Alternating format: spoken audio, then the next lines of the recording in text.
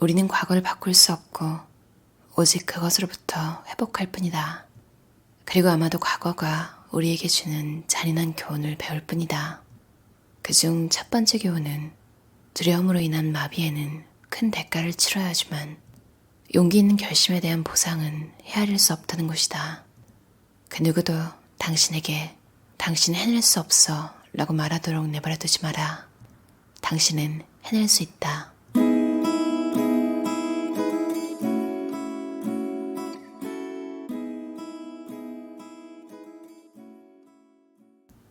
대성공은 우유부단한 사람에게 찾아오지 않는다. 여기저기 성공 관련 세미나를 기웃거리는 사람들은 이렇게 말할지 모른다. 우리는 모든 걸 다 가질 수 있어요. 다정한 부모도 될 수 있고 돈도 많이 벌 수 있고 모두에게 사랑받을 수도 있어요. 죄다 헛소리다. 무언가를 얻으려면 다른 하나는 포기해야 한다. 지금 자기 자신에게 물어보자. 내가 기꺼이 포기할 수 있는 건 무엇인가? 원하는 것을 얻기 위해 흔쾌히 버릴 수 있는 건 무엇인가? 마이클 펠프스는 큰 대가를 치른 전형적 예다. 펠프스는 다른 또래 남자들이 태평하게 보낸 여러 해를 수영 연습에 바쳤고 그렇게 해서 금메달을 딸 수 있었다. 그는 먹고 자고 수영하라를 좌우명으로 삼았다.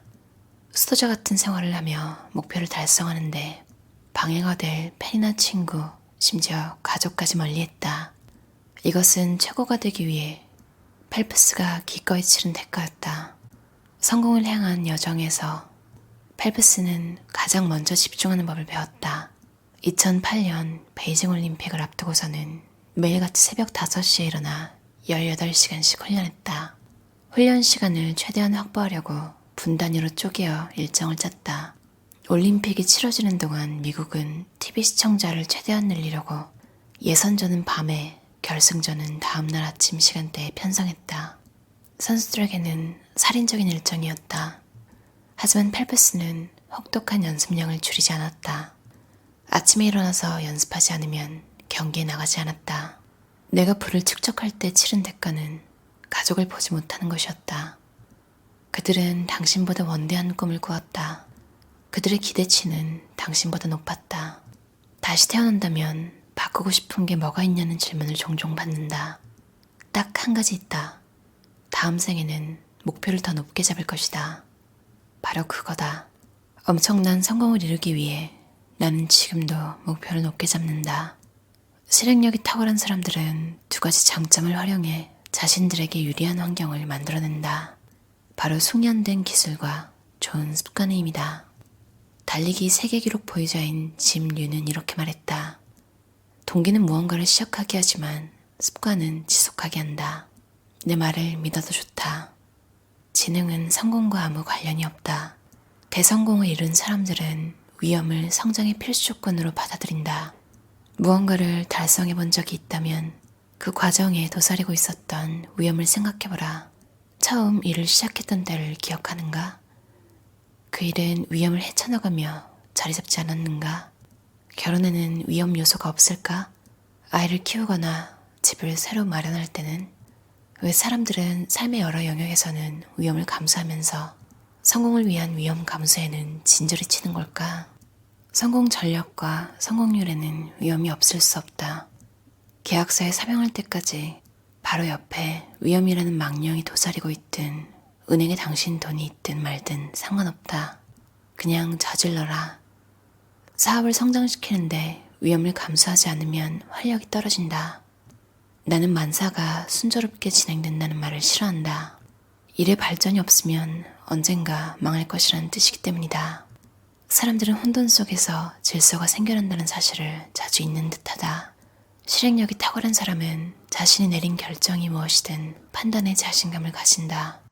큰 성공을 거둔 사람에게 실패란 귀중한 교훈이다. 앞으로 같은 실수는 피할 수 있으니 말이다. 실패는 테스트에 지나지 않는다. 에디슨의 말처럼 성공은 99%의 땀과 1%의 영감으로 이루어진다. 확실한 실패 공식은 무엇일까? 모든 사람의 기분을 맞추려는 것이다. 사람들이 성공하지 못하는 제일 큰 이유가 바로 이것이다. 모두의 호감을 사려고 하다가 결국 성공도 못하고 비위를 맞춰주던 사람들의 관심도 얻지 못한다. 주변 사람의 말을 듣는 것보다 내면의 소리에 귀를 기울여야 한다. 누구나 자신에게 가장 유리한 환경에 대한 직감이 있다. 대개 이러한 직감을 무시할 때 문제에 부딪힌다. 다른 사람의 생각은 중요하지 않다. 너무 많은 사람들이 자신이 내린 판단 자체의 현명함을 살피기보다 그 판단을 다른 사람이 어떻게 생각할지에 마음을 졸인다. 나와 골프 친 남자들은 어떻게 생각할까? 밉살스러운 사촌 로디는 뭐라고 말할까? 아무의 제품 상자를 차고에 쌓아둔 마사이모는 뭐라고 말할까? 이런 생각이 끝없이 든다. 실행력이 탁월한 사람은 자신이 내린 결정이 무엇이든 자신감을 가진다. 지나간 결정을 후회하는 것보다 앞으로 해야 할 일이 더 급하다. 다른 중요한 결정도 내려야 한다. 그러니 뒤돌아보지 말고 다음 단계로 넘어가라. 나는 보통 이렇게 말한다. 내가 틀릴지도 모르지만 걱정 안 해. 안 그랬으면 내가 어떻게 10만 건 이상의 사업 결정을 내릴 수 있었을까? 뒤돌아보지 마라. 실행력이 탁월한 사람은 절대 뒤돌아보지 않는다. 어떤 일을 결정할 때는 모든 정신력을 총동원해 마지막이라고 생각하고 결정해라. 그렇게 결정을 내려도 비즈니스 세계는 워낙 역동적이라 중간에 궤도 수정을 해야 할 수도 있다. 하지만 뒤돌아보지 마라. 당신이 나아가는 방향으로 시선을 고정해라. 행동의 대가를 치르고 위험을 감수하고 실패를 두려워하지 않으며 직감에 귀 기울이고 사회적 통념과 다른 사람의 생각을 무시하고 절대 뒤돌아보지 마라. 기대하지 않는다면 결과도 없다. 꿈을 위해 죽을 준비가 안 되었다면 꿈을 위해 살 준비도 안 된 것이다. 인간과 하등동물의 차이 중 하나는 우리 인간이 평생에 걸쳐 진화를 거듭한다는 것이다. 기회의 문은 갑자기 열리고 우리가 그 기회를 잡을 수 있을지 판단할 시간은 아주 잠깐이다. 혼란에서 질서를 만들어라. 그리고 큰 돈을 벌어라. 패자는 사회적 통념에 의지한다. 나는 사회적 통념을 아주 싫어한다. 내가 또 질색하는 말은 상식이다. 상식은 나태한 정신 상태에 대한 변명에 지나지 않는다. 상식은 사회적 통념에 기대어 망친 실수의 최대 핑곗거리다. 실제로 개인의 배경은 각양각색이라 풍부하고 다양한 경험에 영향을 받는다. 그러니 공통의 관념이라는 게 어떻게 존재하겠는가? 상식이라는 건 없다. 꼬투리를 잡거나 거분거분한 사람들의 조언을 무시하고 더 나은 기회를 쟁취하기 위해서는 배짱이 필요하다. 훨씬 더 나은 상품을 세상에 내놓으려면 아무리 잘 팔리는 기존 상품이라도 내다버릴 용기가 있어야 한다. 바보들이 하는 말은 무시하라. 바보들은 자신의 사고를 제한하고 남들도 그럴 때 위안을 얻는다. 우리는 그날그날의 업무에 관해서만 균형 있는 시각으로 결정을 내릴 수 있으면 된다. 자신에게 물어보자. 내가 한 결정으로 인해 누군가가 죽는가? 뇌 전문 외과 의사나 우회 수술을 하는 심장 전문의가 아닌 이상 자신이 내린 결정 때문에 죽는 사람은 발생하지 않는다. 내가 틀릴지도 모르지만 망설이지 않겠다고 다짐하라. 목표를 주시하면 장애물은 보이지 않는다. 나만의 기초를 닦는 일에는 수단이 아닌 목적에 집중하는 새로운 능력이 필요하다. 실행력이 탁월한 사람들은 어서 미래가 오길 바라기에 행동하는 걸 겁내지 않는다. 그래서 뭔가를 완벽하게 하는 것보다 지금 당장 하는 것을 선호한다. 세세한 사항들이 확정될 때까지, 변수가 사라질 때까지 기다리지 않는다. 지금 당장 실행한 좋은 계획은 다음 주에 예정된 완벽한 계획보다 낫다. 안전지대의 경계선을 밀어내고 경계선 밖의 경험을 함으로써 안전지대를 확장할 수 있다. 대성공을 거두는 탁월한 실행력은 학습된 행동이다. 어제의 꿈은 오늘의 현실이다. 지금 바로 꿈꿔라.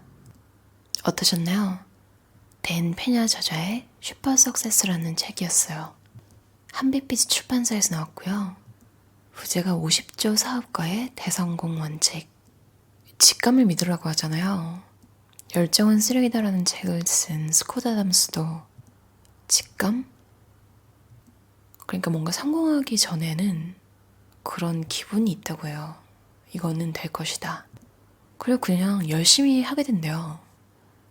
여러분도 그런 거 느껴보시지 않았나요? 뭔가 자신감 있게 너무 남들은 막 주저하는데 나만 뭔가 확신이 서는 거예요.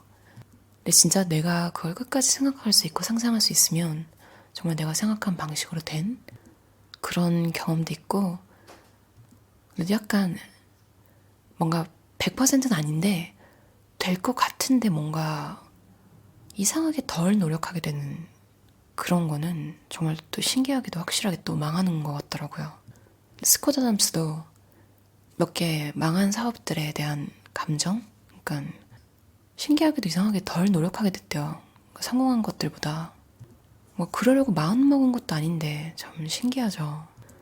사실 이 책은 제목은 슈퍼 석세스긴 한데 제가 왜 읽었냐면 제가 남 신경을 너무 많이 쓰는 거예요. 이게 정말로 많이 책을 읽고 해도 잘 변하지가 않고, 특히 제가 겪어보지 못한 일을 할 때, 그리고 나는 준비가 안 됐는데 막 주변 사람들이 막 밀어붙여가지고 어쩔 수 없이 하게 됐을 때, 그때 특히 남 신경이 너무 많이 쓰이고 아닌 것 같다는 기분이 드는 거예요. 아닌 것 같고, 그러니까 좋은 느낌이 아니에요. 근데 막 주변에서 떠밀려서 막 하게 된 일들이 있는데 그것 때문에 너무 스트레스를 받았고, 근데 이 책에서 말한 것처럼 이미 이루어진 일이잖아요. 이미 끝난 일이고 거기서 배우는 수밖에 없는. 근데 이런 책에서는 좀 남 신경을 쓰지 않는 법을 알려주잖아요. 방법을 알려준다기보다 신경을 안 써야 한다고 자신 있게 또 말해주니까 그냥 의식적으로라도 신경 쓰지 말아야지 이렇게 생각하게 되는 것 같아요. 그것도 막 힘들 때는 작은 일, 그러니까 추가되는 아무리 작은 일이라도 그 나쁜 일이면 진짜 두세 배, 심지어 막 10배 넘는 감정으로 타격이 오잖아요. 다행히 연말은 좀 혼자 조용히 보낼 수 있을 것 같아서 다행이에요. 그리고 이 책에서 이 문장이 되게 힘이 되더라고요. 우리는 그날그날의 업무에 관해서만 균형 있는 시각으로 결정을 내릴 수 있으면 된다. 그날그날의 업무에 관해서만. 그렇죠. 오늘 업무만 생각하고 쓸데없는 생각은 좀 뒤로 넣어두려고요. 저는 이 책이 남성 사업가의 책이지만 여성분들한테 되게 추천드리고 싶어요. 여자아이들이 남자아이들에 비해서 약간 눈치, 공감 능력 이런 걸 좀 강요받고 자라기 때문에 자연스럽게 남 생각을 더 많이 하게 되잖아요. 주변 눈치를 보고. 그래서 두 걸음 나갈 거 한 걸음 나가게 되고. 근데 이 책에서 정말 좀 대차게 살아가는 느낌, 강단 있고 뭐라고 할까요? 대쪽 같은 삶이라고 하죠. 이 책이 어떻게 보면 딱히 여성을 꼬집어서 나온 자기계발서가 아니잖아요. 그러니까 모두를 위한 책인데, 그래서 어떻게 보면 여성들보다 눈치를 좀 덜 본다고 알려진 남성분들도 이런 고민을 하는구나. 이렇게 남을 신경 쓰고 사람 사는 거 다 똑같구나. 그래서 뭔가 좀 혼자 자책을 하게 될 때, 나는 왜 이럴까? 나만 왜 이럴까? 이런 생각에서, 누구나 이럴 수 있구나. 누구나 힘들어할 수 있고, 누구나 이런 경험을 하기 때문에 어떻게 보면 이렇게 대중서에 그러지 않아도 된다고, 자신한테 좀 더 집중하고 직감을 믿고 당신이 내린 선택을 존중하고 믿어도 된다고 알려주는 거구나. 그러니까 내가 뭔가 실수를 하거나 내가 확신이 가지 않는 일을 결정했다고 죄책감까지 가지면서 나를 이중으로 고통스럽게 하지 말자. 좀 이런 생각을 가지면서 마음이 좀 편해졌던 것 같아요. 슈퍼 석세스. 본문에서는 대성공이라고 번역돼서 나오는데요. 여러분이 생각하는 대성공은 뭘까요? 이제 2022년이 얼마 남지 않았는데 그거에 대해서 좀 생각해보는 시간을 가져도 좋을 것 같아요. 뭔가 마음으로 준비된 2022년. 이 책에서 말했듯이 실행력이 탁월한 사람들은 어서 미래가 오길 바라기에 행동하는 걸 겁내지 않는다. 우리도 충분히 생각해서 다가오는 2022년이 너무너무 기대되는 그런 마음가짐으로 새해를 맞았으면 좋겠어요. 그럼 오늘도 들어주셔서 감사합니다. 편안한 저녁 시간 보내세요.